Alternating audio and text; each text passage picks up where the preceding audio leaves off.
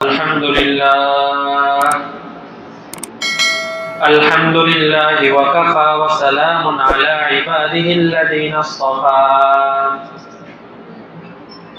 আম্মা বা'দু ফাআউযু বিল্লাহি মিনাশ শাইতানির রাজীম বিসমিল্লাহির রাহমানির রহিম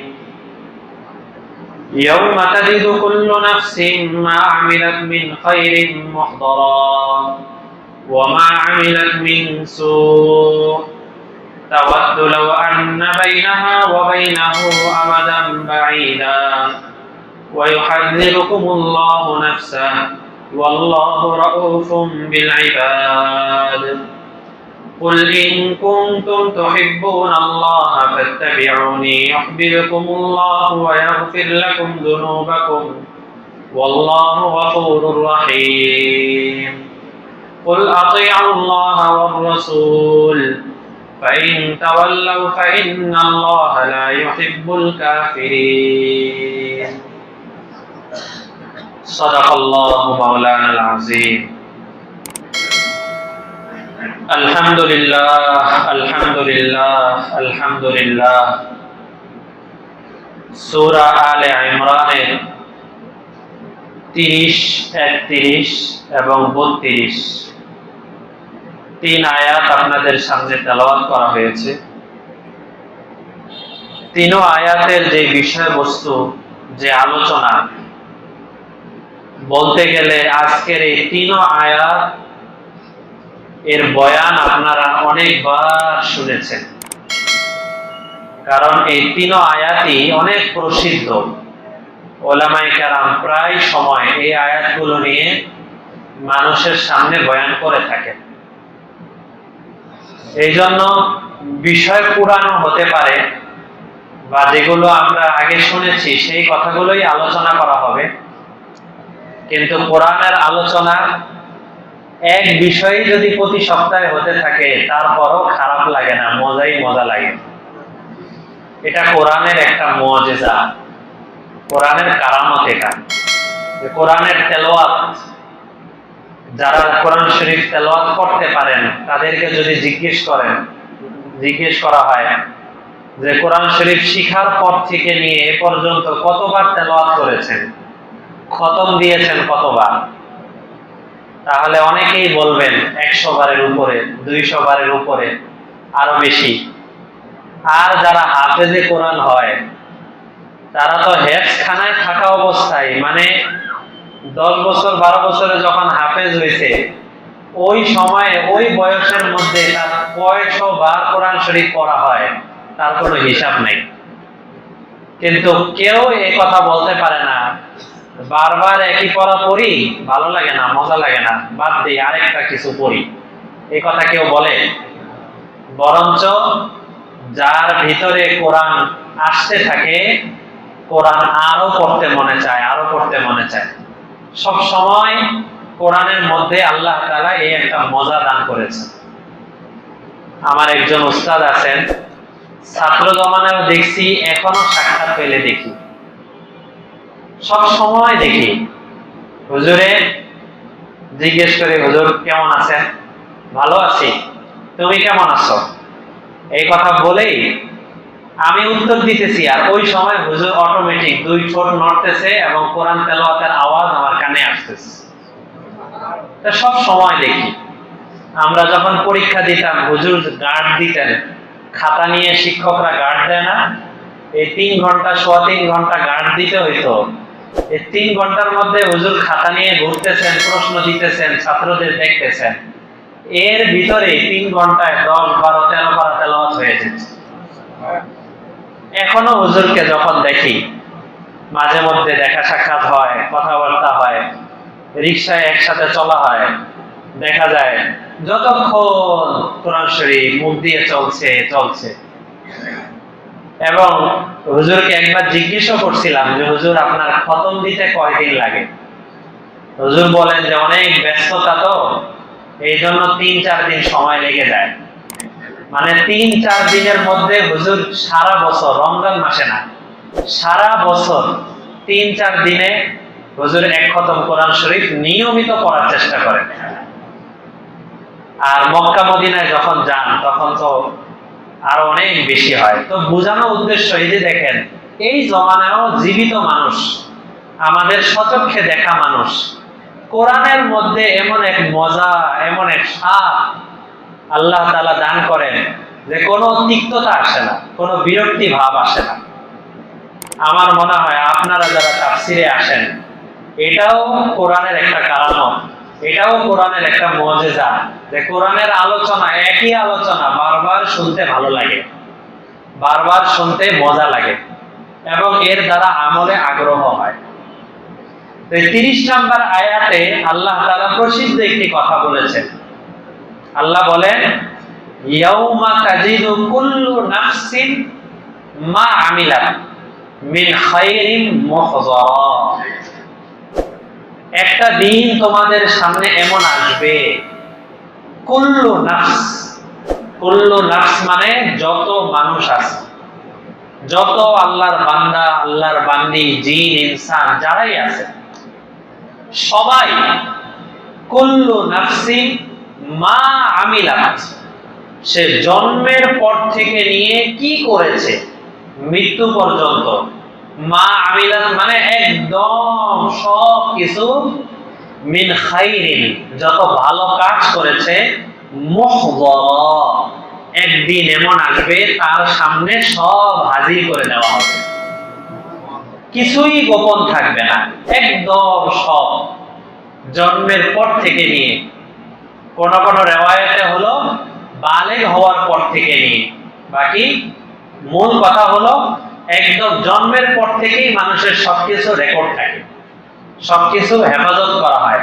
বাকি হিসাব নিকাশ হবে, বিচার হবে বালেগ হওয়ার পর থেকে যা করেছে, ভালো কাজ করলে সওয়াব, মন্দ কাজ করলে সাজা। তো আল্লাহ তাআলা বলেন মিন খাইরিন মুহযারা, একদম সব তার সামনে সাফ পরিষ্কার। এরকম একটা দিন তোমাদের সামনে আসবে।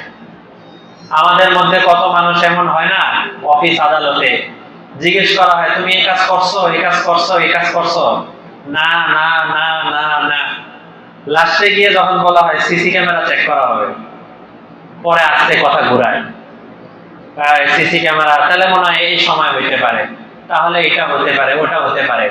এই সিসি ক্যামেরা একটু রেকর্ড আছে, এই রেকর্ডের ভয়ে প্রথমে না না না না, পরে আস্তে আস্তে কথা ঘুরতে ঘুরতে শিকার হয়। যদি শিকার নাও হয় তারপরও সিসি ক্যামেরা টান দিলে একদম সে কখন অফিসে ঢুকছে, কখন বের হয়েছে সব দেখা যায়। তো এটা তো সিসি ক্যামেরার যে আওতা আছে, ওই আওতার ভিতরের হিসাব। আবার সিসি ক্যামেরাকেও ফাঁকি দেওয়া যায়। কত মানুষ চুরি করে না, সিসি ক্যামেরা আগে ভাঙে এরপরে চুরি করে, কখনো মুখের মধ্যে মুখোশ লাগিয়ে পরে চুরি করে, ডাকাতি করে সিসি ক্যামেরার ভয়ে। কিন্তু আমাদের দুই কাঁধে যে দুই সিসি ক্যামেরা আছে, এটাকে ফাঁকি দেওয়া সম্ভব? কোনোদিন সম্ভব না। একদম সব, ডান কাঁধের ফেরেশতাও সব লেখছে, বাম কাঁধের ফেরেশতাও সব লেখছে। আল্লাহ তাআলা এখানে বলেন মিন খাইরিন মুহযারা, যত ভালো কাজ আছে সমস্ত ভালো কাজ সে তার সামনে হাজির দেখতে পাবে। এবার আপনি এই ভালো কাজের মধ্যে যা আনেন, নামাজ, রোজা, ইবাদত গুজারি, এগুলা যেমন ভালো কাজ, কোরআন তেলাওয়াত, জিকির করা, এগুলা যেমন ভালো কাজ, ঠিক আত্মীয়তা বন্ধন রক্ষা করা এটাও ভালো কাজ। আল্লাহর দিকে তাকিয়ে আত্মীয়দের বাড়িতে কিছু হাদিয়া তোহফা পাঠানো এটাও ভালো কাজ। আল্লাহর দিকে তাকিয়ে গরিব মিসকিনদেরকে কিছু সাহায্য সহযোগিতা করা এটাও ভালো কাজ। আবার অনেক কাজ এমন আছে যেটা শুধু আপনি জানেন আর আপনার আল্লাহ জানেন, মাঝখানে আর কেউ জানে না, ওগুলোও ভালো কাজ। 26 পারায় আছে, আমার যারা প্রিয় বান্দা আছে তারা রাতের বেলা যখন ঘুম ভেঙে যায়, ঘুম ভাঙার পরে এই শুয়ে শুয়েই তারা বলতে থাকে আস্তাগফিরুল্লাহ আস্তাগফিরুল্লাহ আস্তাগফিরুল্লাহ। রাতের বেলা শোয়ার পরে একদম ফজরের সময় গিয়ে ঘুম ভাঙে এমন কম, মাঝখানে 1-2 বার অবশ্যই আমাদের ঘুম ভাঙে। 26 পারার ওই আয়াত, যে যখনই ঘুম ভাঙে, যখনই মনে পড়ে এক কাত থেকে আরেক কাত হচ্ছি, ওই সময় আস্তাগফিরুল্লাহ আস্তাগফিরুল্লাহ। এটা এমন একটা আমল, যে আমল আপনার বিবিও জানতে পারবে না, আপনার সন্তানও জানতে পারবে না, শুধু আপনি জানেন আর আপনার আল্লাহ জানেন, তাই না? এই যে ভোরবেলা আপনি এক কাত থেকে আরেক কাত হচ্ছেন, ঘুমের মধ্যে এক কাত থেকে আরেক কাত হচ্ছেন, এই সময়ও আল্লাহ আপনি আমারে মাফ করে দেন, আল্লাহ আপনি আমারে মাফ করে দেন, এই কথাটা বলা আল্লাহর কাছে এত প্রিয়, এত প্রিয় যে আল্লাহ বলেছেন ওই সমস্ত মানুষদের জন্য আমি জান্নাত প্রস্তুত রাখছি। 26 পারা আয়াত। আমরা এই আমলটা করতে পারি না সবাই? সবার মুখস্থ আছে না আস্তাগফিরুল্লাহ আস্তাগফিরুল্লাহ? যখনই রাত্রে বেলা ঘুম থেকে জাগ্রত হই, এক কাজ থেকে আরেক কাজ হই, বা কোনো কাজে জাগ্রত হয়েছি, একটু আস্তাগফিরুল্লাহ আস্তাগফির, এরপর আবার ঘুমিয়ে যাই। এবং আলাদা কোনো ওযু লাগবে না বা গোসল থাকাও লাগবে না, আপনি যদি নাপাকি অবস্থায় থাকেন তারপরেও আস্তাগফিরুল্লাহ পড়া যায়। এজন্য মাসালা নিয়ে টেনশন করতে হবে না যে গোসল ফরজ আছে, ওই অবস্থায় আস্তাগফিরুল্লাহ পড়া যাবে কিনা। অবশ্যই পড়া যাবে, আপনি ওই অবস্থায় পড়তে পারবেন ঘুমের মধ্যে, ঘুম থেকে যখন ঘুম ভাঙছে। তো এই যে দেখেন মিন খাইরিন মুহদারা, একদম ছোট থেকে ছোট যত নেক কাজ আছে, এই সমস্ত নেক কাজগুলো সেই কাল কিয়ামতের ময়দানে একদিন এমন আসবে যেদিন সব সে হাজির দেখতে পাবে। এখন নেক কাজের কথা আল্লাহ তাআলা বললেন, এরপরে আল্লাহ তাআলা বলে দিচ্ছেন ওয়ামা আমিলাত মিন সু, সু মানে খারাপ, মন্দ, নিন্দনীয়, এবং যত ধরনের নিন্দনীয় কাজ আছে, যত খারাপ কাজ আছে, যত গুনাহের কাজ আছে, এই সব গুনাহের কাজগুলো সে সব হাজির দেখতে পাবে, একদম সব। ভালো কাজগুলো তার সামনে হাজির, মন্দ কাজগুলো তার সামনে হাজির। যখন সে মন্দ কাজগুলো তার সামনে হাজির দেখতে পাবে, এই যে মন্দ কাজগুলো, সকালবেলা উঠে এই কাজ করছি, মন্দ কাজ, গুনাহের কাজ, দুপুরবেলা গুনাহের কাজ, ব্যবসা প্রতিষ্ঠানে গিয়ে গুনাহের কাজ, দোকানে গিয়ে গুনাহের কাজ, অফিসে গিয়ে গুনাহের কাজ, মোবাইলের মধ্যে গুনাহের কাজ, আত্মীয় স্বজনের সাথে গুনাহের কাজ, একান্ত একাকী ভাবে যখন থাকি তখনও গুনাহের কাজ।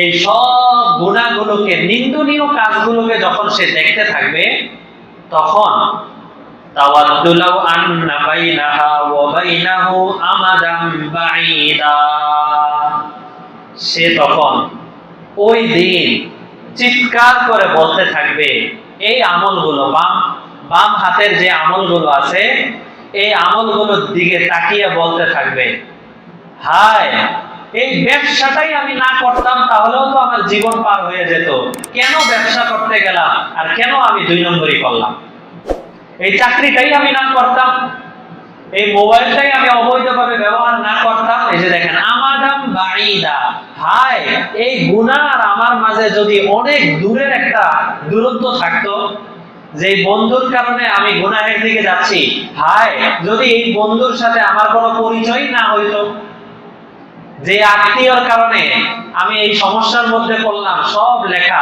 ওই আত্মীয় যদি আমার আত্মীয়ই না হইতো, তাওয়াদ্দু, এই যে দেখেন কোরআনের আয়াত, তাওয়াদ্দু, সে কামনা করতে থাকবে, আশা করতে থাকবে, হায় যদি আমার মাঝে আর ওই আত্মীয়ের মাঝে, আমার মাঝে আর বন্ধুর মাঝে, আমার মাঝে আর ওই গুনাহের মাঝে একটা বিরাট দূরত্ব থাকতো, কেন আমি ওদিকে গেলাম। এগুলো যতই বলতে থাকুক না কেন, কিন্তু ওই সময় বললে কোনো লাভ হবে? কোনো ফায়দা নেই, শুধু চিৎকার চিৎকার চেঁচামেচি হবে, চিৎকারের কিছু আওয়াজ বাড়বে, চিৎকারে কিছু কান্নাকাটি হবে, বাস অতটুকুই। এই কান্নাকাটি শেষ হয়ে চোখ দিয়ে রক্ত বের হবে, এরপরও আল্লাহর সিদ্ধান্ত পরিবর্তনের ক্ষমতা কারো নাই। ভাগ্য ভালো যদি কারো থাকে, সে দুনিয়াতে এমন কোনো কাজ করে গেছে যেই কাজের কারণে হয়তো তার জন্য কোনো হাফেজে কোরআন সুপারিশ করে, তার জন্য কোনো আলেম সুপারিশ করে, তাহলে তার জন্য নবী সুপারিশ করে, এমন যদি কোনো কাজ সে করে যায় তাহলে সেটা ভিন্ন কথা। কিন্তু স্বাভাবিকভাবে এই সুপারিশ ছাড়া স্বাভাবিকভাবে তার আমল নামা যখন দেওয়া হবে তখন সে এইভাবে আফসোস করতে থাকবে, হায় যদি এই কাজগুলোর সাথে না যাইতাম। আজকে দুনিয়াবি একটু ক্ষমতার জন্য, একটু বেশি টাকা কামাই করার জন্য, একটু পাওয়ারের জন্য মানুষ যে কত ধরনের গুনাহের কাজ করে, কত ধরনের নাফরমানির কাজ করে, এরা সবাই কাল কিয়ামতের ময়দানে আফসোস করতে থাকবে আর চিৎকার করতে থাকবে। আল্লাহ বলেন, ওয়ায়ুহাযযিরুকুমুল্লাহু নাফসা, আল্লাহ তোমাদেরকে দুনিয়ায় থাকতেই সতর্ক করে দিচ্ছেন, সতর্ক হও আমার বান্দা, সতর্ক হও। এগুলোকে কল্প কাহিনী মনে করো না, এগুলোকে অলিক কথাবার্তা মনে করো না যে কোরআনের কিছু আয়াত আর কিছু কথাবার্তা এই তো হইছে, বাস এটা শেষ, এক পর্যায়ে আমাদের যা হওয়ার হবে, এরকম কিছু মনে করো না। কোরআনে যা আছে সব কিছু পাই টু পাই আল্লাহ তাআলা বাস্তবায়ন করবেনই করবেন।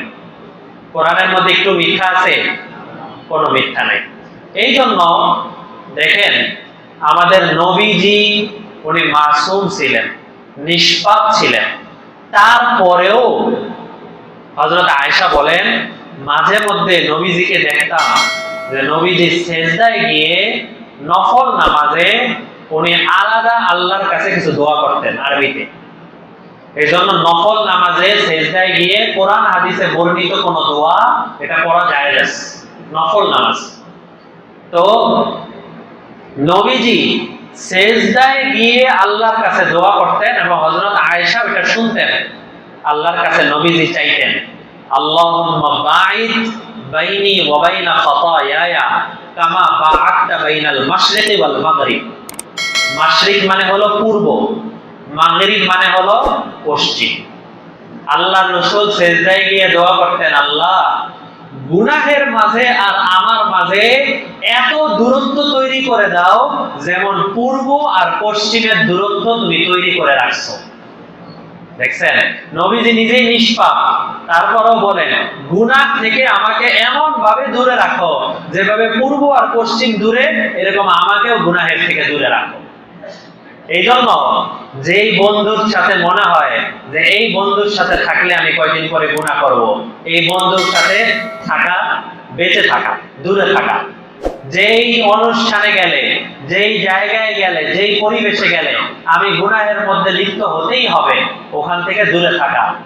কিন্তু এটা আমরা এখন কঠোরভাবে বলতে পারি না, এই জন্য যে বর্তমানে প্রতি অফিস এমন হয়ে গেছে, প্রত্যেক চাকরির জায়গায় এমন হয়ে গেছে যে গুনাহ মুক্ত চাকরির জায়গা বর্তমানে পাওয়া যায় না। অফিসে গেলে বেগানা নারী, অফিসে গেলে বসদের আদেশে মিথ্যা কথা বলতে হয়, অফিসে গেলে এক কাজ যেই মালটা এখন দেওয়ার কথা ওই মালটা আরো 1-2 দিন পরে দিতে হয়, মাঝখানে মিথ্যা সাইন করতে হয়। এগুলো এখন আমাদের সমাজের অহরহ, যে কারণে এত ব্যাপক হয়ে গেছে মিথ্যাটা যে সত্য বললে মানুষ আরো প্রশ্ন করে কি ব্যাপার, এই যে টাইম বললো এই টাইমের মধ্যেই দিয়ে দিল, এত তাড়াতাড়ি তো দেয় না। সত্য বললে আরো আশ্চর্য হয় যে কি ব্যাপার, এই সময়ের মধ্যে হয়ে গেল। এই সময়ের মধ্যে বলার অর্থ তো হলো আরো পরে হবে, মানে মিথ্যাটা মানুষের মাথায় সেভ হয়ে আছে, সত্যটা সেভ হয়ে নাই।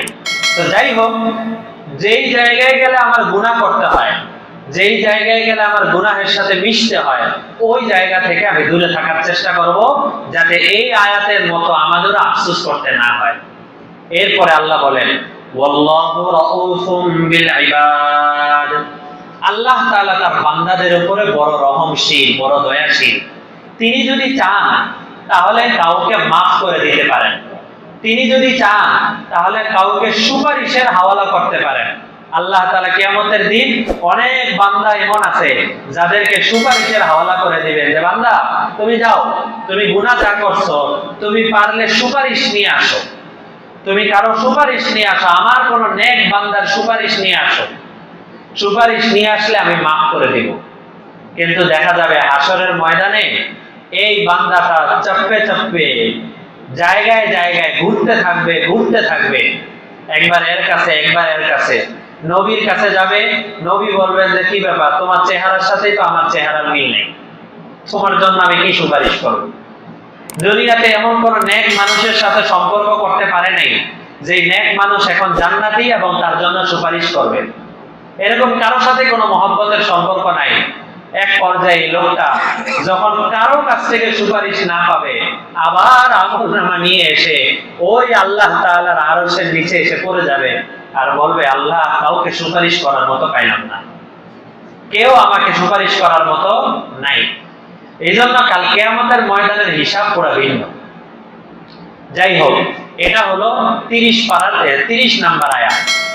31 নাম্বার আয়াতে আল্লাহ তাআলা বলেন, কুল, হে নবী, আপনি বলে দিন, ইন কুনতুম তুহিব্বুনাল্লাহ, হে আমার উম্মতরা, তোমরা যদি আল্লাহকে ভালোবাসো, তোমরা যদি আল্লাহকে মহব্বত করো। আমাদের মধ্যে কেউ কি এমন আছে যারা আল্লাহকে মহব্বত করি না, আল্লাহকে ভালোবাসি না, এমন কেউ আছি?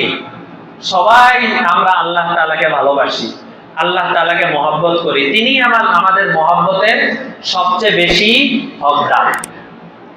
তো নবীজিকে আল্লাহ তাআলা আদেশ করছেন, আপনি আপনার উম্মতকে বলেন, তোমরা যদি আল্লাহ তাআলাকে ভালোবাসো। মহব্বত, ভালোবাসা, এটা এমন একটা জিনিস, এটা অন্তরের ভিতরে লুকানো থাকে, এটা দেখা যায় না। কারো প্রতি কারো মহব্বত যদি তৈরি হয়, তাহলে আলাদা কোনো অঙ্গ প্রত্যঙ্গে দেখা যায়, কপালে লেখা উঠে একে মহব্বত করে। এটা একটা অন্তরের জিনিস। মহব্বত, মুহাব্বাতুন, উহিব্বুন, এটা হাব্বুন থেকে আসছে। হাব্বুন মানে হলো দানা, বীজ। বীজ মাটির নিচে লুকানো থাকে, মাটির নিচে সমান। হঠাৎ করে দেখা গেল একটা কাঁঠাল গাছ উঠছে, তো বুঝতে হয় এর ভিতরে কি আছে? বীজ আছে, কাঁঠাল গাছের দানা আছে, এই জন্য এখানে গাছ উঠছে, কিন্তু উপর দিয়ে তো কিচ্ছু দেখা যাবে না। ঠিক মহব্বত জিনিসটা এমন, এই জিনিসটা অন্তরের ভিতরে লুকানো থাকে, এটা দেখা যাবে না। এটা যখন কারো ভিতরে আসবে, তখন তার কপালে লেখা উঠবে না, কিংবা তার অঙ্গ প্রত্যঙ্গে বোঝা যাবে না। তবে তার থেকে এমন কিছু কিছু কাজ প্রকাশ পাবে, যে কাজগুলো প্রমাণ করবে সে তাকে ভালোবাসে, সে তাকে মহব্বত করে।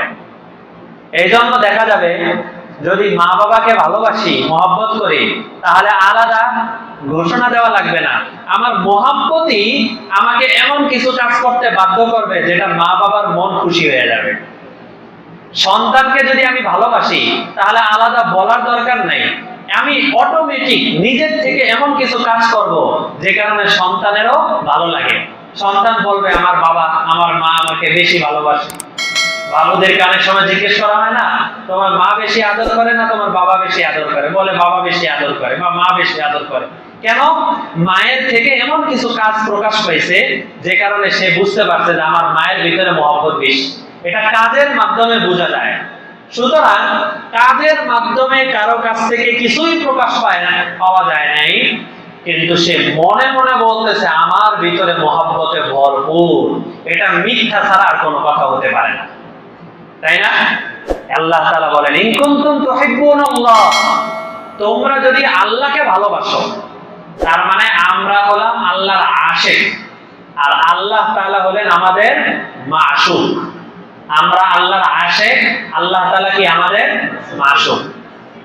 তা তোমরা যদি আল্লাহকে মাশুক মানো, আল্লাহ তাআলাকে ভালোবাসো, তাহলে কাজ কি?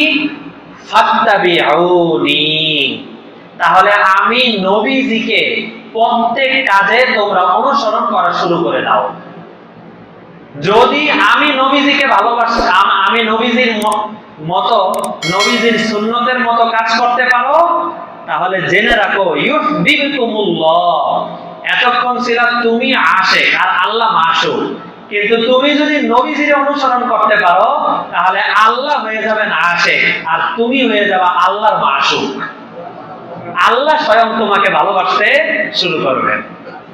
কারণ আমাদের নবীজিকে আল্লাহ তাআলা এত ভালোবাসতেন, এত ভালোবাসতেন, নবীজি অনেক কথা মুখে বলার দরকার হইতো না, এমনি আল্লাহ করে দিতেন। কেন? নবীজির মনের ভিতরে আসে। নবীজি মদিনায় গেছেন, মাঝে মধ্যে আকাশের দিকে তাকান, হঠাৎ আকাশের দিকে তাকান, আল্লাহ তাআলা আয়াত নাজিল করছেন 2 পারায়, ওই আয়াতের তাফসীর চলে গেছে।